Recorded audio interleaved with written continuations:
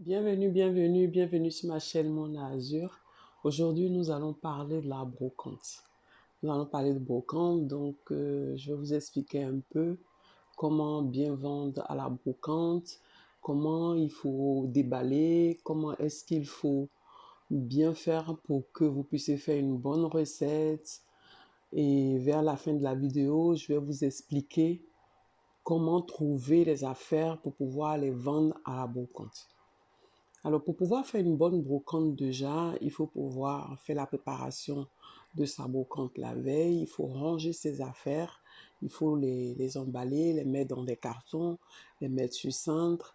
Et après, arriver à la brocante, quand on déballe à la brocante, il faudra faire très attention.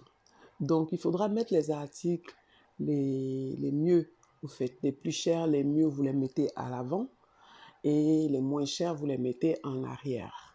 Et il faudra aussi afficher le prix déjà de la brocante, du prix des articles. Comme ça, vous attirez plus de monde. Parce que quand le client il ne sait pas à combien vous allez vendre votre article, il a du mal déjà à venir vous demander le prix.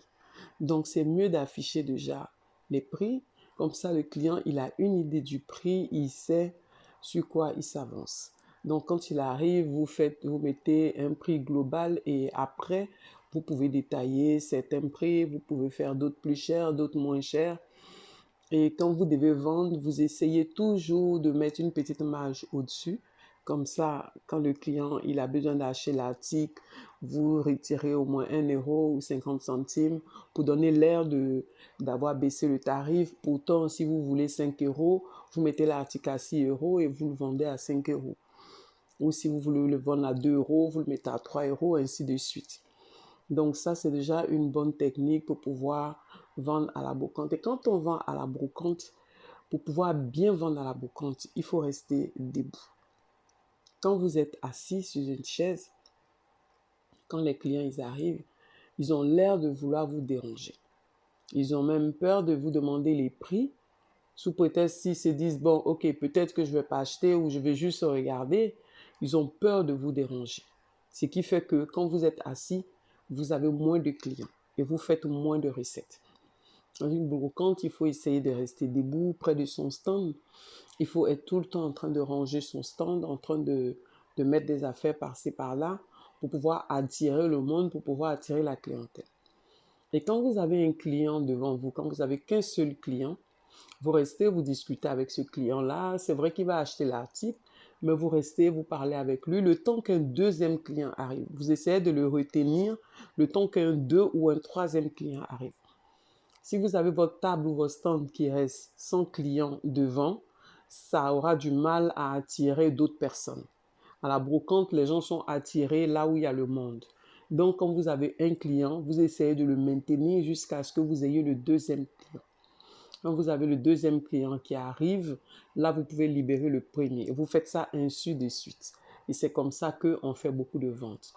Alors, la dernière astuce pour pouvoir faire plus de ventes, quand vous arrivez, vous placez les articles d'une manière, donc ceux-là sont à droite, d'autres sont à gauche. Et à un certain moment de la journée, vous allez déplacer les articles. Il faut souvent déplacer les articles. Enlever ceux qui sont du côté gauche, les mettre au côté droit et enlever ainsi de suite. Donc, quand vous déplacez les articles, le client en passant a vu certains articles avec vous. Il serait intéressé. Par contre, il n'a pas payé, il est parti. Et quand il revient, qu'il revoit le même article au même endroit, il a l'impression que vous ne faites pas de vente. Donc, quand vous déplacez l'article, il arrive, il cherche, il se demande, mais l'article a été pris, ça n'a pas été pris, il ne sait pas comment faire, il est perturbé. Il vous demande où se trouve cet article-là. Dès que vous sortez l'article, il va l'acheter. Donc, vous déplacez l'article, comme ça, le client, il voit que vous êtes en mouvement. Il voit que vos articles sont vendus.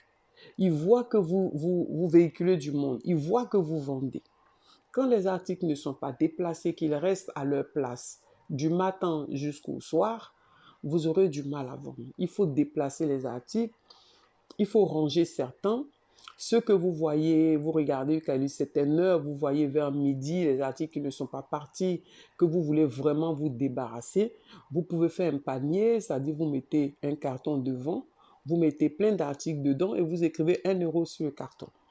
Au lieu de jeter ces articles-là à la fin de la brocante, vous mettez 1 euro là-dessus et vous allez voir qu'il y aura des gens qui viendront acheter.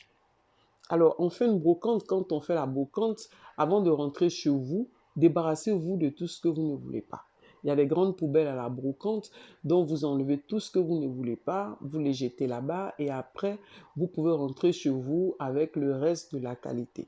Et ce que vous avez emmené, les articles que vous savez qui sont restés chez vous depuis longtemps, ces articles-là, quand vous revenez, vous bradez les anciens articles pour pouvoir mettre les nouveaux articles en avant. Je vais vous donner la dernière astuce pour pouvoir, comment trouver les articles qu'on vend à la brocante. Pour pouvoir trouver les articles qu'on vend à la brocante, il faut se lever très très tôt le matin. Il faut arriver à la brocante à 4 heures du matin, voire 5 heures du matin.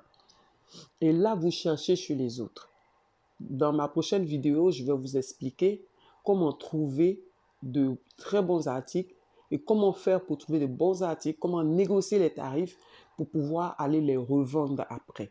Cliquez si vous avez aimé, likez la vidéo, abonnez-vous parce que je viendrai vous donner d'autres astuces pour la brocante car je suis une grande passionnée de la brocante. Je vous fais un coucou, salut à tous et puis abonnez-vous. À nous revoir pour la prochaine vidéo.